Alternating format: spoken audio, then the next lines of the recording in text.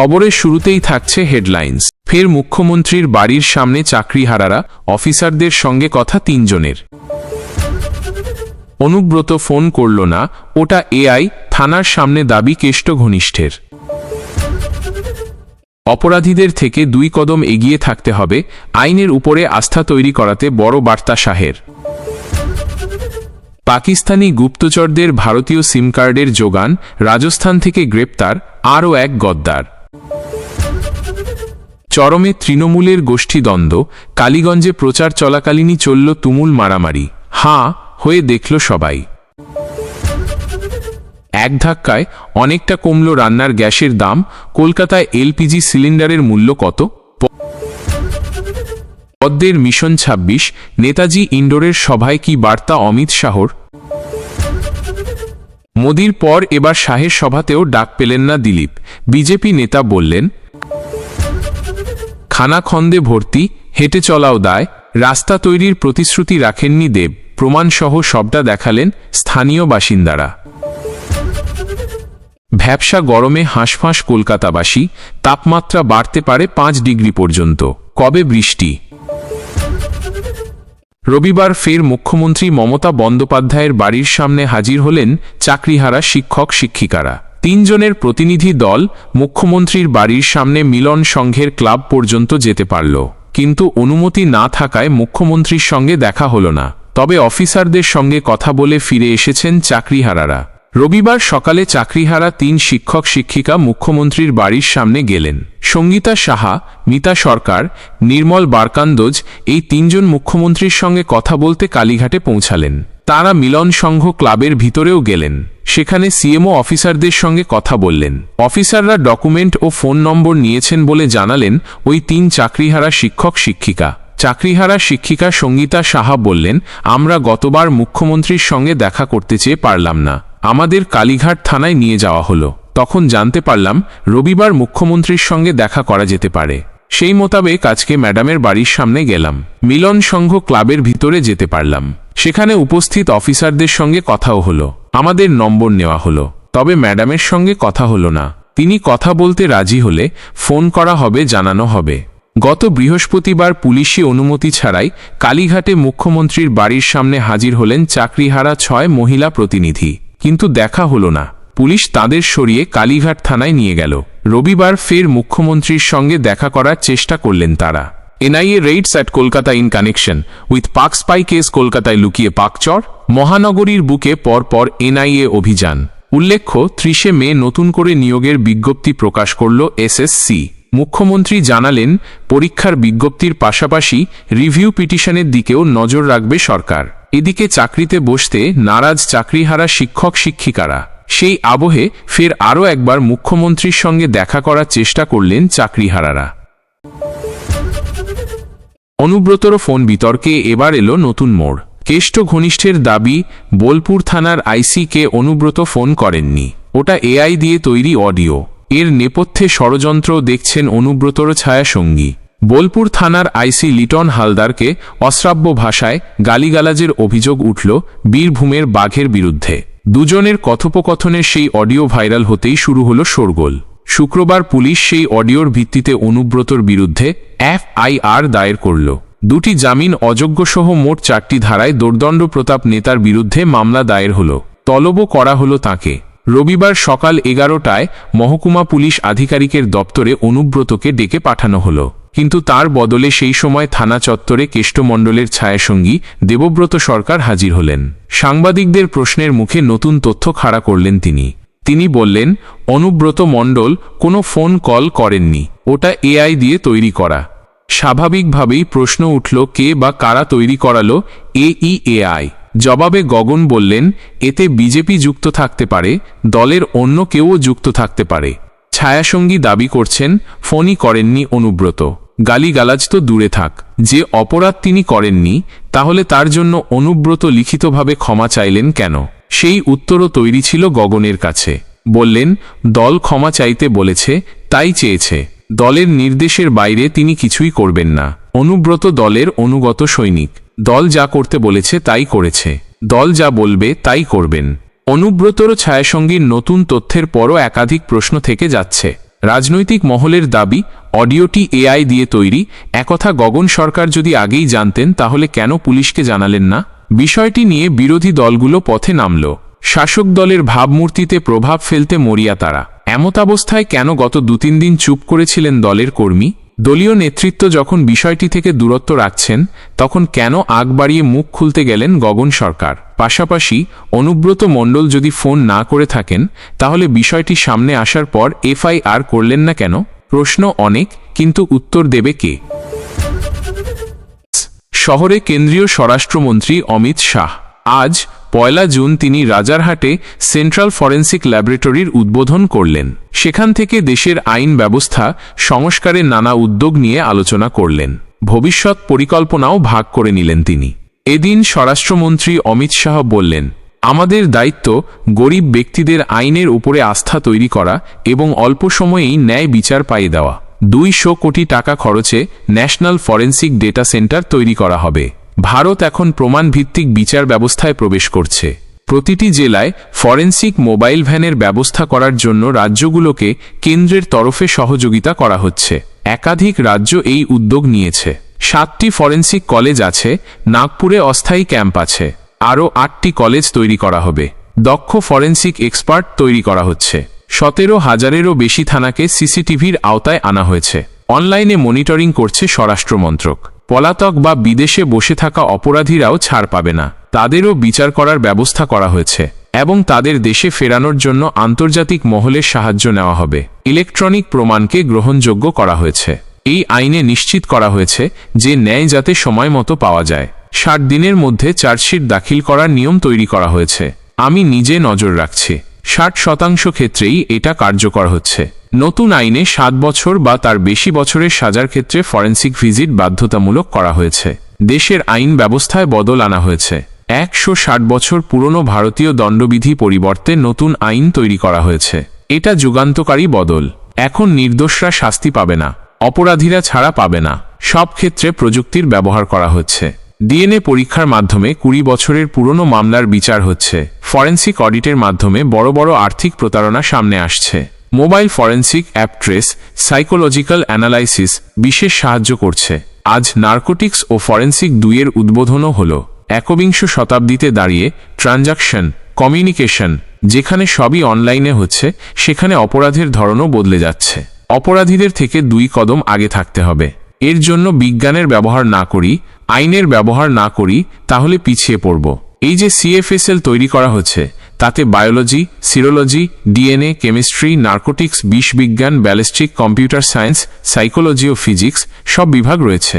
যখনই বিশেষজ্ঞের দরকার পড়বে, তখন এখানে সহজে ট্রান্সফার করা যাবে।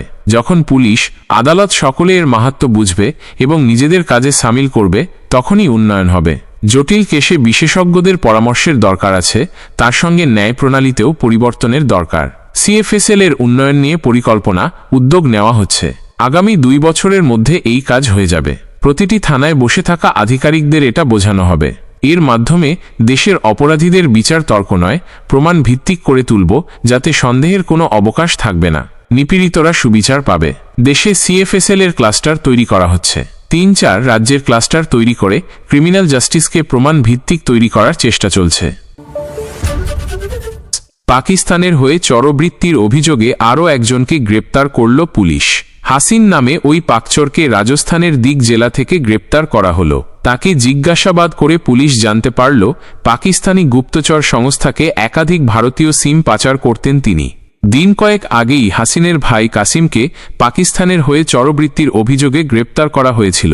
অভিযুক্তকে জিজ্ঞাসাবাদ করে পুলিশ জানতে পারল, 15 বছর আগে আত্মীয়দের সঙ্গে দেখা করতে পাকিস্তানে গিয়েছিলেন হাসিন। এরই মধ্যে পাকিস্তানের গুপ্তচর সংস্থার সঙ্গে যোগাযোগ হলো তাঁর। এরপর গত 4 থেকে 5 বছর ধরে পাক গুপ্তচরদের সঙ্গে যোগাযোগ রয়েছে। পুলিশ জানালো, গত বছর তার ভাই কাশিমের মাধ্যমে একাধিক ভারতীয় সিম পাকিস্তানে পাঠিয়েছিলেন। পাশাপাশি পাকিস্তানি হ্যান্ডেলারদের কাছে দেশের নিরাপত্তা সংক্রান্ত একাধিক তথ্য পাচার করতেন। পুলিশ সূত্রে খবর, কাশিমকে জিজ্ঞাসাবাদ করে হাসিনের নাম জানা গেল। তদন্তকারী আধিকারিকদের কাশিম জানিয়েছিলেন, পাক হ্যান্ডেলাররাই কাশিমকে বলেছিল যে তাঁর দাদা হাসিন পাকিস্তানের হয়ে কাজ করে। এরপরেই 2 ভাই একসঙ্গে পাকিস্তানের হয়ে চরবৃত্তির কাজ শুরু করল। উল্লেখ্য, অপারেশন সিঁদুরের পর গোয়েন্দারা জানতে পারল দেশজুড়ে একাধিক পাক গুপ্তচর লুকিয়ে রয়েছে, যারা দেশের একাধিক গুরুত্বপূর্ণ তথ্য পাকিস্তানের হাতে তুলে দেওয়ার কাজ করছে। এরপরেই সুন্দরী ইউটিউবার জ্যোতি মালহোত্রাকে গ্রেপ্তার করা হলো। তারপর দেশের একাধিক রাজ্য থেকে বেশ কয়েকজনকে গ্রেপ্তার করল গোয়েন্দারা। উপনির্বাচনের আগে কালীগঞ্জে প্রকাশ্যেই গোষ্ঠী কোন্দলে ফের অস্বস্তিতে পড়ল তৃণমূল। শনিবার কালীগঞ্জ বিধানসভা কেন্দ্রের তৃণমূল প্রার্থী আলিফা আহমেদের প্রচার চলাকালীনই বিবাদে জড়িয়ে পড়ল দুই পক্ষ। কালীগঞ্জ বিধানসভার হাটগাছা গ্রাম পঞ্চায়েত এলাকার এই ঘটনায় সাময়িকভাবে প্রচার বন্ধ করে দিতে বাধ্য হলেন তৃণমূল প্রার্থী। কালীগঞ্জে প্রচারের সময় গোষ্ঠী দ্বন্দ্ব তৃণমূলের। স্থানীয় সূত্রে খবর, এদিন সকাল থেকে পঞ্চায়েতের বিভিন্ন এলাকায় প্রচার সারার কথা ছিল আলিফা আহমেদের। মনোনয়ন জমা দেওয়ার পর শনিবারই প্রথম প্রচার শুরু করলেন তিনি। হাটগাছা গ্রাম পঞ্চায়েত থেকে প্রচার শুরু হয়ে কামারি পার্টি অফিসে শেষ হল প্রচার। নির্দিষ্ট রুট মেনেই প্রচার চালাচ্ছিলেন তিনি, কিন্তু গণ্ডগোলের সূত্রপাত হল বসরখোলা মোড়ে গিয়ে। কি নিয়ে বচসার সূত্রপাত? জানা গেল, বসরখোলা এলাকায় ঢোকার পর বিধায়ক বিরোধী গোষ্ঠীর পঞ্চায়েত সমিতির সভাপতি তথা ব্লক তৃণমূলের সহ সভাপতি গাড়ি থেকে কিছুক্ষণের জন্য নেমে গেলেন। জানা গেল, সে সময় স্থানীয় পঞ্চায়েত সমিতির সদস্য আজাদ শেখ প্রচার গাড়িটি অন্য একটি গলিতে নিয়ে গেলেন নির্দিষ্ট রুটের বাইরে। তা নিয়েই বচসার সূত্রপাত হল। বন্ধ হয়ে গেল প্রচার। সূত্রের খবর, দ্বন্দ্বের জেরে পরিস্থিতি ক্রমে উত্তপ্ত হয়ে উঠল। তীব্র উত্তেজনার সৃষ্টি হল, মারামারি পর্যন্ত গড়ালো বিষয়টা। তারপরেই সাময়িকভাবে প্রচার বন্ধ করে দিলেন তৃণমূল প্রার্থী আলিফা আহমেদ। যেমনটা জানা যাচ্ছে, প্রয়াত বিধায়ক নাসির আহমেদের সঙ্গে ব্লক সভাপতি এবং পঞ্চায়েত সমিতির সভাপতির দ্বন্দ্ব রয়েছে। এর জেরেই একসঙ্গে প্রচার শুরু করলেও অচিরেই প্রকট হয়ে উঠল গোষ্ঠী দ্বন্দ্ব। এ বিষয়ে অবশ্য তৃণমূল প্রার্থী বললেন, তৃণমূল একটি বড় পরিবার, তাতে ছোটখাটো কথা কাটাকাটি, ভুল বোঝাবুঝি হতেই পারে। সমস্ত কিছু মিটিয়ে নিয়ে আবারও প্রচার শুরু করা হয়েছে। এদিকে তৃণমূলের ব্লক সভাপতি বললেন, দলের নির্দেশে প্রচার রুট ঠিক করা হয়েছিল, কেউ তা ভাঙলে সেটা দলের স্বার্থে নয়। মাসের শুরুতেই সুখবর, এক ধাক্কায় অনেকটা কমল রান্নার গ্যাসের দাম। গত মাসেও কমেছিল 19 কেজির এলপিজি সিলিন্ডারের দাম। পরপর 2 মাস দাম কমায় স্বস্তিতে ব্যবসায়ীরা। জুনের শুরুতেই অর্থাৎ রবিবার থেকে 19 কেজির বাণিজ্যিক গ্যাস সিলিন্ডারের দাম কমল 24 টাকা। কলকাতায় কমল প্রায় 25.5 টাকা। গত মাসেও দাম কমানো হয়েছিল 15 টাকা। ফলে এই মাসে কলকাতায় বাণিজ্যিক সিলিন্ডারের দাম দাঁড়ালো 1826 টাকা। মে মাসে বাণিজ্যিক গ্যাসের দাম ছিল 1851 টাকা 50 পয়সা। এপ্রিলে এই দাম ছিল 1868 টাকা 50 পয়সা। তবে বাড়িতে ব্যবহৃত 14 কেজির এলপিজি সিলিন্ডারের দাম অপরিবর্তিত। সিলিন্ডার পিছু গুনতে হবে 879 টাকায়। রাজধানী দিল্লিতে বাণিজ্যিক সিলিন্ডারের দাম দাঁড়ালো 1723 টাকা 50 পয়সা। বাণিজ্যনগরী মুম্বইয়ে এই দাম দাঁড়ালো 1674 টাকা 50 পয়সা। চেন্নাইতে দাম হল 1881 টাকা।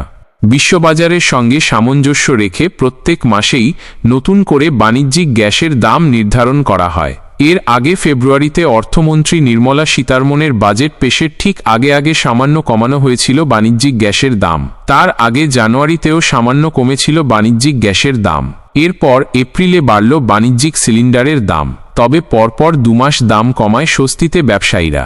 সাধারণত 19 কেজির সিলিন্ডার হোটেল, রেস্তোরাঁ, খাবারের দোকান বা অনুষ্ঠান বাড়িতে রান্নার কাজে ব্যবহার করা হয়। গেরস্থালিতে ব্যবহৃত হয় 14 কেজির এলপিজি সিলিন্ডার।